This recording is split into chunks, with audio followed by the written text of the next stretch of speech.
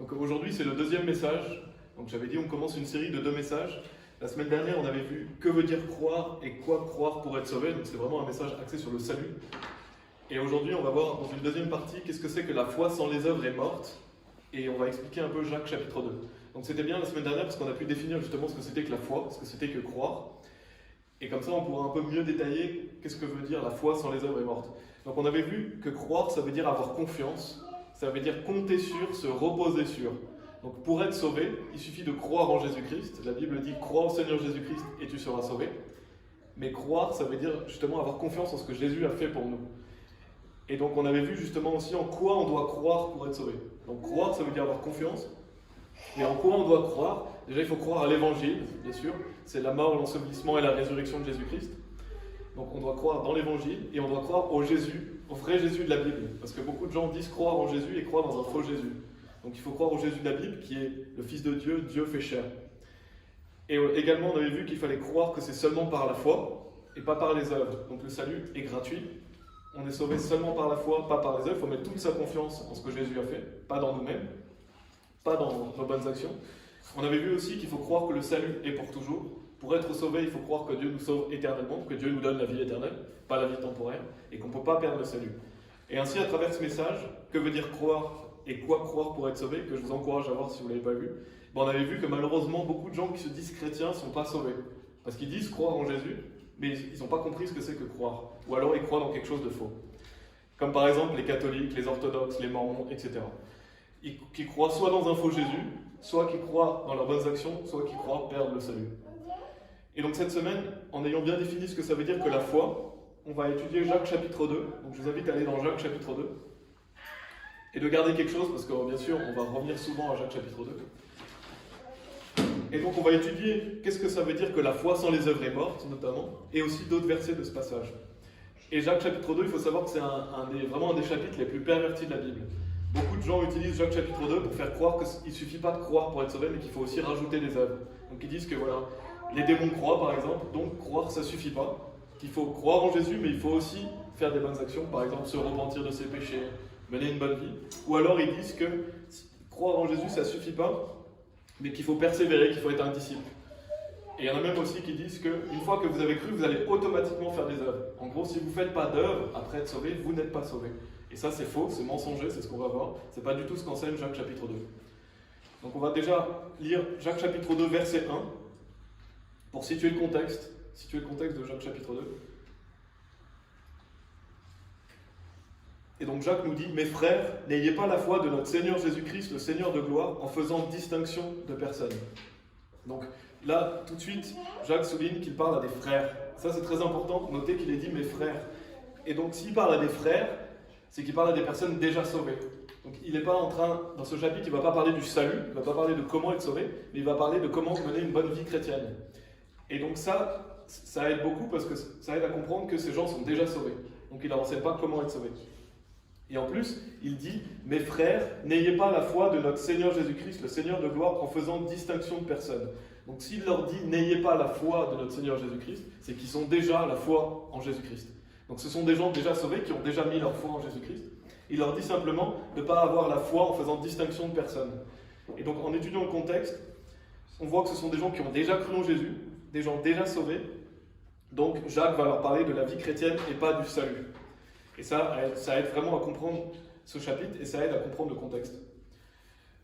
On va lire Éphésiens chapitre 2 des versets 8 à 10, qui sont des versets très connus, qui nous dit « Car par grâce vous êtes sauvés, par le moyen de la foi, et cela ne vient pas de vous, c'est le don de Dieu, non des œuvres, afin qu'aucun homme ne se vante. » Donc là on a le salut, on est sauvé par la grâce, gratuitement. Le salut est seulement par la foi, pas par les œuvres. Et donc il y a la suite, au verset 10, qui nous dit « Car nous sommes son ouvrage, créé en Christ Jésus, à de bonnes œuvres, lesquelles Dieu a ordonné d'avance, afin que nous marchions en elles. » Donc on est son ouvrage, créé en Christ Jésus, parce que quand on est sauvé, Dieu fait de nous son enfant, on est une nouvelle créature. La Bible dit qu'on est créé en droiture et vraie sainteté. Donc c'est-à-dire qu'on est né de nouveau, on a été créé en Christ Jésus, à de bonnes œuvres, lesquelles Dieu a ordonné d'avance afin que nous marchions en elles. Donc Dieu nous a sauvés éternellement, on est son enfant quoi qu'on va faire dans notre vie. Et ensuite, Dieu veut qu'on marche avec lui. Il a ordonné des œuvres pour nous afin que nous marchions en elles. Alors c'est pas automatique, on va le souligner, c'est pas automatique de faire cela, mais c'est ce que Dieu veut. Et donc là, ça montre qu'il y a le salut qui est gratuit, qui est éternel, et il y a la vie chrétienne qui est tous les jours, qui n'est pas fait pour être sauvé parce que vous êtes déjà sauvé, mais qui est faite pour être agréable à Dieu. Et donc c'est de ça dont parle Jacques chapitre 2. Ça parle de la vie chrétienne, ça ne parle pas du salut. Et pour illustrer cette notion de la foi sans les œuvres est morte, on va y revenir parce que c'est un peu plus loin dans le chapitre, mais je vais donner un exemple qui, je trouve, explique bien. Donc c'est un exemple que vous pouvez retenir pour donner aux gens qui ne savent pas ce que ça veut dire que la foi sans les œuvres est morte. C'est qu'on peut prendre l'exemple d'une voiture. Si vous avez une voiture, mais que votre batterie ne fonctionne pas, vous pouvez dire que votre batterie est morte, ou alors que vous n'avez pas de batterie. Qu'est-ce que vous pouvez dire? Vous pouvez dire la voiture sans la batterie est morte. Parce que votre voiture ne fonctionne pas si votre batterie ne fonctionne pas. Et bien de même, la foi sans les œuvres, elle est morte. Donc, est-ce que vous allez douter du fait que j'ai une voiture si je vous dis ma voiture sans ma batterie est morte?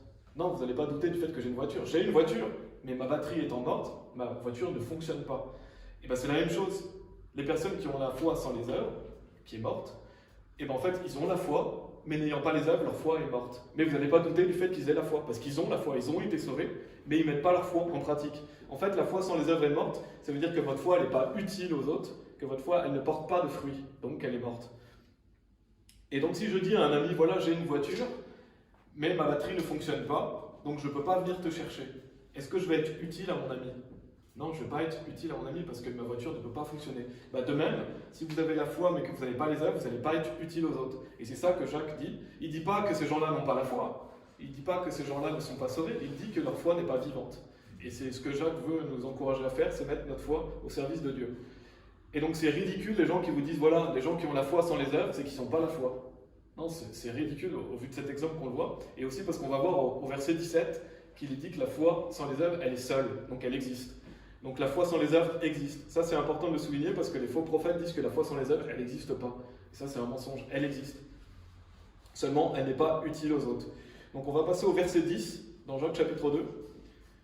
Jacques chapitre 2 verset 10. Donc on va voir plusieurs versets dans ce chapitre qui nous dit « Car quiconque gardera la loi entière et cependant n'enfreindra en un seul point, il est coupable de tous. » Donc la Bible montre que si vous gardez toute la loi mais que vous l'enfreignez en un seul point, vous êtes coupable de toute la loi. Et en fait ce verset détruit la fausse doctrine qui dit qu'il faut se repentir de ses péchés pour être sauvé. Il y a beaucoup de gens qui disent voilà, vous devez vous repentir de vos péchés pour être sauvé. Mais si on devait se repentir de ses péchés pour être sauvé, alors il faudrait pécher dans rien du tout, sinon vous êtes coupable de toute la loi. Donc c'est un mensonge, parce que déjà c'est des œuvres et en plus c'est impossible. Se repentir de ses péchés, ça ne permet pas d'être sauvé. Ce sont des œuvres. Donc si vous croyez qu'il faut se repentir de ses péchés pour être sauvé, vous avez un salut par les œuvres. Donc vous n'êtes pas sauvé, vous avez confiance en vous-même. Parce que si vous enfreignez la loi en un seul point, vous enfreignez toute la loi. Et bien sûr, on sait très bien qu'on en fera la loi en plusieurs points. Parce qu'on est imparfait, on est pécheur. Et dans Jonas chapitre 3, verset 10, dans l'Ancien Testament, il y a un verset qui montre bien que se repentir de ses péchés, changer de vie, c'est une œuvre. Et notamment dans la King James française, il nous dit « Et Dieu vit leurs œuvres, qu'ils se détournaient de leur mauvais chemin, et Dieu se repentit du mal qu'il avait parlé de leur faire, et il ne le fit pas. » Donc on voit que Dieu, il voit quoi? Leurs œuvres. Et quelles sont les œuvres de ces personnes qui se détournaient de leur mauvais chemin? Donc on voit que se détourner de son mauvais chemin, changer de vie, se repentir de ses péchés, c'est une œuvre.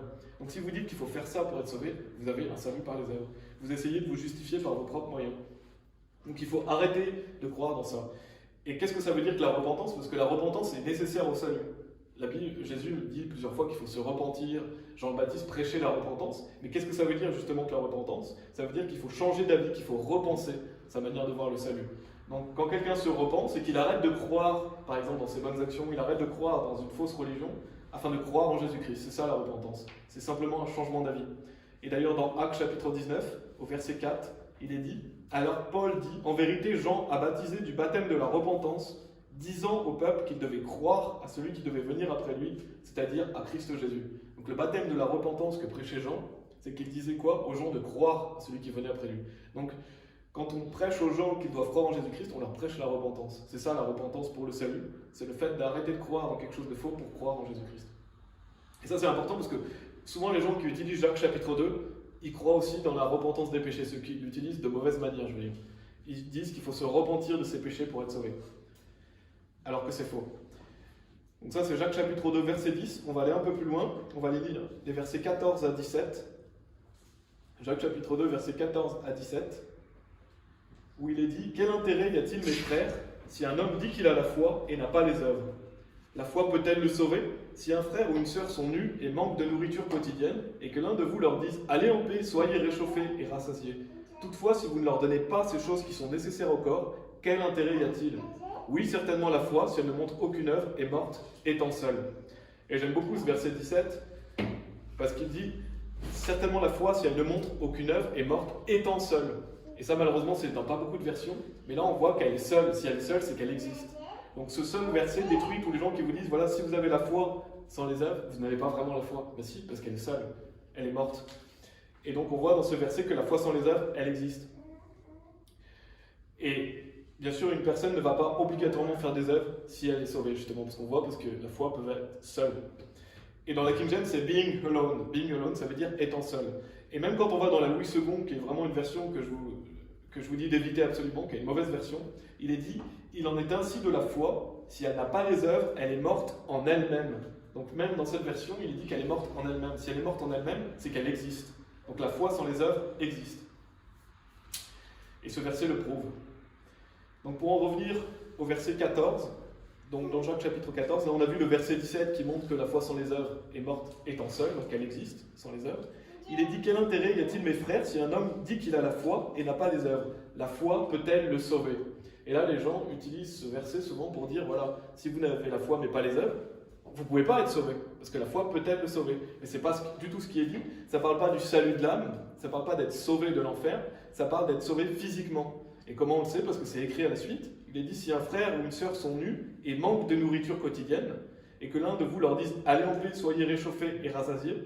Toutefois, si vous ne leur donnez pas ces choses qui sont nécessaires au corps, quel intérêt y a-t-il » Donc ça parle d'aider quelqu'un physiquement. Ça parle de son salut physique, parce que le mot « salut », ce n'est pas toujours le salut de l'âme, ce n'est pas toujours le salut éternel, ça peut être le salut physique. Il y a beaucoup de passages qui montrent que sauver, ce n'est pas toujours le salut de l'âme. Et donc, ici, quand il est dit « La foi peut-elle le sauver », c'est si vous dites à quelqu'un qui est dans le besoin « Va en paix, sois rassasié » et que vous ne l'aidez pas, vous ne l'aidez pas physiquement, c'est inutile. Votre foi est inutile à cette personne, donc votre foi, elle ne peut pas le sauver, elle ne peut pas l'aider. Et ça, c'est un concept important dans la Bible. Notamment, vous pouvez aller dans 2 Corinthiens chapitre 8. On va aller plutôt dans Philippiens chapitre 4, pardon. Philippiens chapitre 4. C'est un concept important en tant que chrétien, on doit aider les autres. Et notamment, on doit aider les frères et sœurs. Il est dit dans 2 Corinthiens chapitre 8, versets 14 et 15, « Mais en vue d'égalité, que maintenant à présent votre abondance puisse être un supplément à leurs besoins, afin que leur abondance aussi puisse être un supplément à votre besoin, pour qu'il puisse y avoir égalité. Comme il est écrit, celui qui avait recueilli beaucoup n'avait pas trop, et celui qui avait recueilli peu ne manquait de rien. » Donc on voit que si on a de l'abondance, on doit justement aider les autres qui sont dans le besoin. Et ça, c'est Dieu qui nous le dit, d'aider les gens qui sont dans le besoin. Et donc, Dieu nous récompense, parce que c'est avoir une foi vivante que d'aider les frères et sœurs. Et dans Philippiens chapitre 4, versets 17 et 18, Paul nous parle et nous dit « Non parce que je désire un don, mais je désire le fruit qui puisse abonder pour votre compte. Mais j'ai tout et suis dans l'abondance, je suis comblé, ayant reçu par Épaphrodite les choses que vous m'avez envoyées.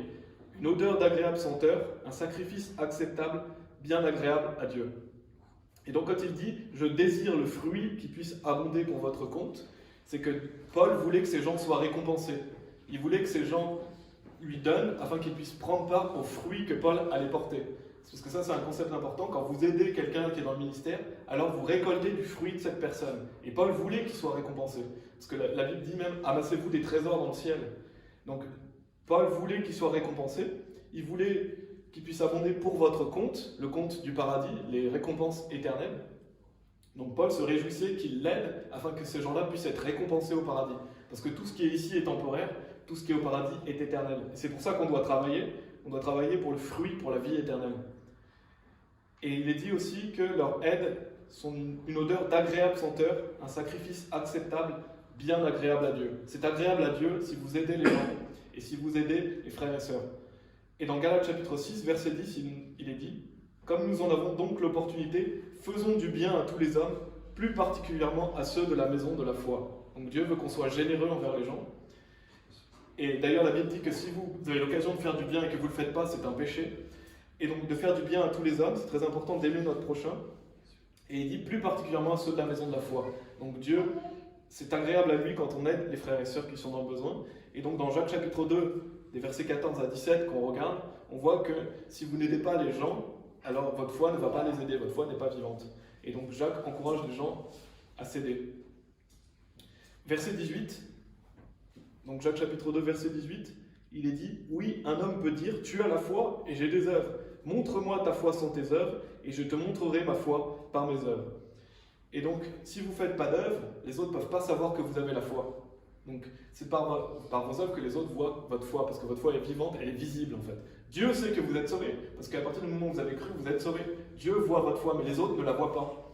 Et donc, par vos œuvres, les autres vont voir votre foi. Et donc ici, Jacques, il invite les gens à montrer leur foi par leurs œuvres. En fait, c'est un verset qui provoque les frères et sœurs à montrer leur foi. Il leur dit « Montre-moi ta foi sans tes œuvres, et je te montrerai ma foi par mes œuvres. » Donc c'est ça qu'on doit faire, on doit montrer notre foi par nos œuvres. Et ça, Jacques provoque les chrétiens justement à agir. Verset 19, « Tu crois qu'il n'y a qu'un seul Dieu, tu fais bien, les diables aussi le croient et tremblent. » Et je vous invite à aller sur la chaîne YouTube, j'ai fait une vidéo complète sur ce verset, mais je vais le résumer ici, parce que c'est un verset, encore une fois, qui est beaucoup utilisé par les faux prophètes. On a la foi sans les œuvres mortes qui est beaucoup utilisé, mais on a aussi celui-là. Et donc, on va voir un peu ce verset, « Tu crois qu'il n'y a qu'un seul Dieu, tu fais bien, les diables aussi le croient et tremblent. » Et dans un premier temps, on va voir qu'est-ce que ce verset n'enseigne pas. Donc retenez bien, c'est qu'est-ce que ce verset n'enseigne pas, pour justement voir ce qu'il enseigne. Et en voyant ce qu'il n'enseigne pas, on peut contredire les faux enseignements qui sont donnés là-dessus, et on peut enlever des doutes. Et donc, qu'est-ce que ce verset n'enseigne pas? Il n'enseigne pas le salut. Donc ça c'est très important, ce verset n'est pas en train d'expliquer comment être sauvé. Et pourquoi justement dire ce qu'il n'enseigne pas? Parce qu'il y a beaucoup de gens, et notamment un faux prophète qui est très présent sur Internet, qui a fait une vidéo, j'ai vu, et il dit quoi? Il dit croire en Jésus n'a jamais sauvé personne. Donc c'est horrible, c'est vraiment répugnant, ce monsieur est un fils du diable, c'est certain, pour dire des choses aussi horribles, parce qu'il entraîne beaucoup de gens dans ses hérésies, mais il a l'audace de dire que croire en Jésus n'a jamais sauvé personne.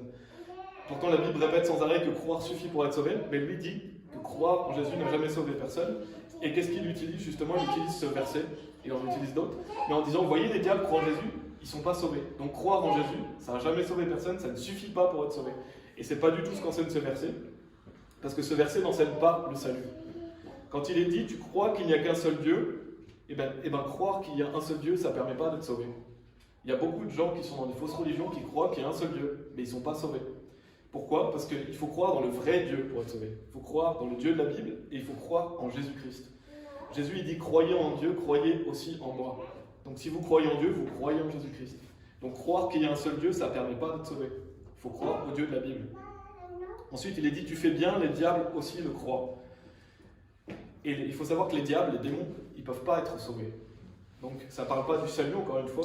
Et j'ai toujours trouvé ça étrange, les gens qui utilisaient ce verset, parce qu'ils disent, regardez, les diables aussi croient. Et c'est comme s'ils se comparaient aux diables, en fait. Comme s'ils disaient, regardez, les diables croient, moi aussi je crois, je suis comme un diable. Je trouve ça bizarre de se comparer à un diable. Mais les diables ne peuvent pas être sauvés, les démons ne peuvent pas être sauvés. Les démons, ce sont des réprouvés, il n'y a pas de rédemption possible pour eux. Ils ne peuvent plus être sauvés. Jésus est mort pour tous les hommes, il a goûté la mort pour chaque homme, il est le rédempteur des hommes, mais pas des démons. Et les démons savent très bien qu'ils sont condamnés. Notamment dans Matthieu chapitre 25, verset 41, il est dit « Puis il dira aussi à ceux à main gauche, retirez-vous de moi, vous maudits, dans le feu sans fin, préparé pour le diable et ses anges. » Donc l'enfer est préparé pour le diable et ses anges. Et le diable et ses démons savent très bien qu'ils vont aller en enfer. Ils savent qu'ils sont condamnés, ils ne peuvent pas être sauvés. Et donc, ce verset ne parle pas du salut, parce que croire qu'il y a un seul Dieu, ça ne sauve pas. Les démons ne peuvent pas être sauvés. Et en fait, ce qui est dit dans ce verset, donc là on a vu ce que ça n'enseigne pas, ce qui est dit, c'est que les démons craignent Dieu, parce qu'ils tremblent devant Dieu. Et nous, en tant que personnes sauvées, on doit aussi craindre Dieu. On doit aussi trembler devant Dieu. Et c'est ça qu'enseigne ce verset, c'est qu'on doit avoir la crainte de Dieu. Craindre Dieu et trembler devant Dieu, c'est indispensable dans notre vie chrétienne. Si vous ne craignez pas Dieu, si vous ne tremblez pas devant Dieu, alors vous allez commettre des péchés, parce que la Bible dit que la crainte de Dieu, c'est le commencement de la sagesse. Il est dit aussi que si vous craignez Dieu, vous allez vous écarter du mal. Parce qu'en craignant Dieu, on va s'écarter du mal. Et c'est pour ça que Dieu veut qu'on le craigne, pour que justement on ne touche pas aux choses impures et qu'on marche avec lui. Et dans Psaume chapitre 2, verset 11, il est dit « Servez le Seigneur avec crainte et réjouissez-vous en tremblant. » Donc on doit servir Dieu avec crainte. Bien sûr, c'est bien de servir Dieu par amour de Dieu, par amour des autres, mais on doit aussi le faire par la crainte. et on doit trembler devant lui. En fait, on doit se réjouir avec tremblement. Donc c'est ce qu'enseigne Jacques chapitre 2, verset 19. Maintenant, on va lire le verset 20. Donc vraiment, on voit plusieurs versets dans Jacques chapitre 2 et beaucoup des versets qui sont pervertis malheureusement pour mieux les comprendre, mieux les expliquer. On va voir le verset 20 qui nous dit « Mais veux-tu savoir, ô homme vain, que la foi sans œuvre est morte ?» Donc on a déjà illustré cela, on a déjà donné l'exemple de la voiture. Si vous avez une voiture et que votre batterie ne fonctionne pas, votre voiture sans la batterie est morte, c'est-à-dire qu'elle n'est pas utile aux autres. Et c'est ça que ça veut dire, la foi sans œuvre est morte. Ça veut dire que votre foi, elle n'est pas productive, elle n'est pas utile aux autres personnes, elle n'est pas visible non plus. Et c'est très important de savoir qu'un chrétien, il ne va pas automatiquement faire des œuvres. Parce que cela demande des efforts. Un chrétien, il a le choix entre marcher par la chair et marcher par l'esprit. S'il marche par la chair, il ne va pas faire d'œuvre. Sa foi est morte. S'il marche par l'esprit, alors il va se mettre à l'œuvre. Et vous pouvez aller dans 1 Corinthiens chapitre 3. 1 Corinthiens chapitre 3, où on a cette idée de récompense en fonction de nos œuvres. 1 Corinthiens chapitre 3, versets 13 à 15, où il est dit « L'œuvre de chaque homme sera rendue manifeste, car le jour la déclarera, parce qu'elle sera révélée par le feu, et le feu éprouvera de quelle sorte est l'œuvre de chaque homme. Si l'œuvre de quelqu'un qui aura bâti dessus subsiste, il en recevra une récompense. Si l'œuvre de quelqu'un est brûlée, il en subira la perte, mais lui-même sera sauvé, cependant comme par le feu. » Et donc, cette notion de bâtir, déjà il faut bâtir sur la fondation, c'est-à-dire bâtir sur Jésus-Christ. Si vous n'avez pas la fondation, toutes vos œuvres elles ne servent à rien. Parce qu'il faut déjà être sauvé, bâtir sur Jésus, avoir cru en lui. Et après, tout ce que vous allez bâtir sur Jésus, vous allez en recevoir une récompense, si c'est des œuvres utiles, si c'est des œuvres agréables à Dieu. Et on voit au verset 15, où il est dit « Si l'œuvre de quelqu'un est brûlée, il en subira la perte, mais lui-même sera sauvé, cependant, comme par le feu. » Donc on voit quelqu'un, il est sauvé, ses œuvres vont être éprouvées par le feu, mais il en subira la perte parce que ses œuvres c'était du bois, du foin, du chaume, ce n'était pas des œuvres pour Dieu, et donc il n'aura pas de récompense. Pourtant il est sauvé. Il est dit, mais lui-même sera sauvé, cependant comme par le feu. Donc on voit un exemple biblique d'une personne qui a été sauvée mais qui n'a pas fait d'œuvre. Donc il est possible pour une personne sauvée de ne pas faire d'œuvre. Et bien sûr, c'est pas ce que Dieu veut. Dieu nous encourage justement à faire des œuvres qui sont de l'or, des pierres précieuses, des choses qui ont de la valeur. Donc ça c'était pour voir le verset 20, mais on l'avait déjà illustré. Le verset 21, il est dit « Abraham, notre père, n'a-t-il pas été justifié par ses œuvres lorsqu'il offrit Isaac, son fils, sur l'autel ?» Et donc des gens utilisent ce verset pour dire, vous voyez, ça ne suffit pas d'avoir la foi, il faut aussi faire des œuvres. Abraham a été sauvé parce qu'il a fait des œuvres. Mais ce n'est pas du tout ce que dit ce verset. Parce que déjà, Abraham était déjà sauvé à ce moment-là. Au moment où Abraham est allé sur la montagne pour sacrifier son fils Isaac, il était déjà sauvé.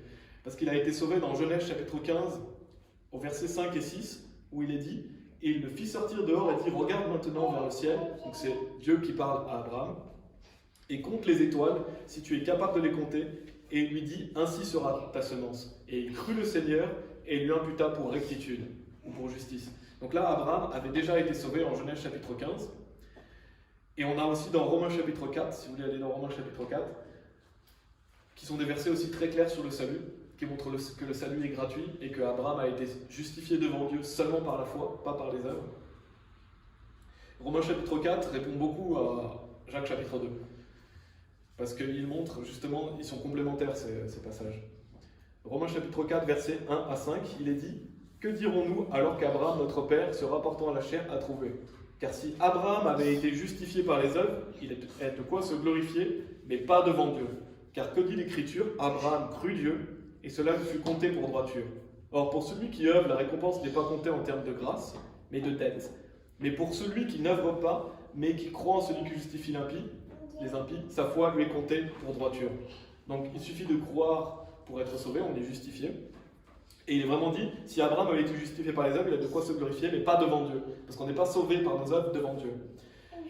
Et donc ça répond à justement Jacques chapitre 2. C'est un passage parallèle. Et donc Abraham a été sauvé en Genèse chapitre 15, et il va offrir Isaac en Genèse chapitre 22, au verset 3 notamment, où on voit que Abraham va aller sur la montagne pour sacrifier Isaac. Donc au moment de faire ce sacrifice pour Isaac, Abraham était déjà sauvé. Donc quand il est dit « Abraham, notre père, n'a-t-il pas été justifié par ses œuvres lorsqu'il offrit Isaac, son fils, sur l'autel ?» Ça ne parle pas de son salut, il a déjà été sauvé. On le voit déjà dans ce passage, mais il y a Un deuxième point, c'est qu'Abraham a été sauvé avant d'être circoncis. Et je vais le passer ce passage, mais on voit qu'Abraham a été circoncis en Genèse chapitre 17. Et on voit qu'Abraham, dans Romains chapitre 4, avait déjà la foi avant d'être circoncis. Il était incirconcis avant d'être sauvé. Et donc c'est un autre passage qui prouve encore une fois qu'Abraham était déjà sauvé avant d'aller offrir Isaac, son fils. Et donc, de quoi parle le verset 21? Ça parle de la marche chrétienne, la marche avec Dieu de Abraham. Versets 22 et 23, donc là on vient de voir le verset 21. Versets 22 et 23, il est dit: vois-tu comment la foi est effectuée avec ses œuvres, et que par les œuvres la foi fut rendue parfaite, et l'écriture a été accomplie, laquelle dit: Abraham crut Dieu, et cela lui fut imputé en tant que droiture, et il fut appelé l'ami de Dieu. Donc, justement, on voit, vois-tu comment la foi est effectuée avec ses œuvres, c'est-à-dire que si vous avez une foi vivante, vous allez faire des œuvres pour Dieu. Et il est dit que par les œuvres, la foi fut rendue parfaite. Et c'est ça l'objectif de Jacques chapitre 2, c'est que vous ayez une foi parfaite, c'est-à-dire complète. En fait, Dieu veut que vous puissiez mettre votre foi à l'action afin que votre foi soit rendue parfaite. On l'a vu dans Ephésiens chapitre 2, verset 10, que Dieu a des œuvres ordonnées d'avance pour nous. Et on le voit dans 2 Pierre chapitre 1, 2 Pierre chapitre 1, des versets 5 à 8, qui nous dit justement « ajoutez à votre foi ». Il est dit « ajoutez à la foi la vertu, et à la vertu la tempérance, pardon, la connaissance, et à la connaissance la tempérance, etc. » Donc on voit que Dieu veut qu'on rajoute des choses à notre foi. Si on doit rajouter à notre foi, c'est parce que ce n'est pas automatique. On ne va pas automatiquement faire ces choses, il faut faire des efforts. Et ça montre que, justement, on doit rendre notre foi parfaite, et c'est l'objectif de Jacques chapitre 2. Et donc on avait déjà la foi, bien sûr, mais on doit ajouter ces choses pour être agréable à Dieu. Au verset 23, donc là on a vu le verset 22, on doit rendre notre foi parfaite. Le verset 23, quand il est dit « Et l'écriture a été accomplie, laquelle dit « Abraham crut Dieu, et cela lui fut imputé en tant que droiture, et il fut appelé l'ami de Dieu. » Donc on a vu qu'Abraham a été justifié par la foi sans les œuvres, qu'il était déjà sauvé. Mais être appelé un ami de Dieu en tant que personne sauvée, ce n'est pas automatique. Pour être appelé un ami de Dieu, il faut faire des œuvres. Un chrétien peut ne pas être appelé l'ami de Dieu. Il est sauvé, il est enfant de Dieu, mais il n'est pas son ami. Pour être un ami de Dieu, alors il faut mettre sa foi en action. Et on le voit dans Jean chapitre 15, si vous voulez aller. Dans Jean chapitre 15, Jésus parle justement. Il y a cette notion d'être son ami. Donc Abraham a été appelé l'ami de Dieu. Pourquoi Abraham a été appelé l'ami de Dieu? Parce qu'il avait obéi à Dieu. Parce qu'il avait mis sa confiance en Dieu. Déjà, il était sauvé, mais il avait mis sa confiance à Dieu dans sa marche avec lui. Non seulement il était sauvé, mais il marchait avec Dieu. Et ça, c'est pas automatique. Tous les enfants de Dieu ne sont pas appelés amis de Dieu. Et c'est ce qu'on doit désirer en tant que personne sauvée, on doit désirer être un ami de Dieu. Avoir une belle relation avec notre Père. Dans Jean chapitre 15, versets 14 et 15, Jésus nous dit: vous êtes mes amis si vous faites tout ce que je vous commande. Désormais, je ne vous appelle plus serviteur, car le serviteur ne sait pas ce que son Seigneur fait, mais je vous appelle ami. Car toutes les choses que j'ai entendues de mon Père, je vous les ai fait connaître. Donc on voit, Jésus il dit: vous êtes mes amis si vous faites tout ce que je vous commande. Donc il y a un si, s'il y a un si, c'est qu'il y a une condition. Ce n'est pas automatique d'être un ami de Dieu. Pour être un ami de Dieu, il faut faire ce que Christ nous a commandé. Donc il faut obéir à Dieu. Et c'est ça qu'Abraham avait fait. Il avait obéi à Dieu. Il faut avoir une marche avec Dieu pour être appelé son ami. Et Jacques chapitre 2 nous encourage à ça, à rendre notre foi parfaite, à être un ami de Dieu. Au verset 24, il est dit: vous voyez donc comment par ses œuvres un homme est justifié et non par la foi seulement. Donc comme on l'a vu, on est justifié devant Dieu que par la foi, pas par les œuvres. Et donc ça ne contredit pas Romains chapitre 4 verset 2 qui nous dit: car si Abraham avait été justifié par les œuvres, il a de quoi se glorifier, mais pas devant Dieu.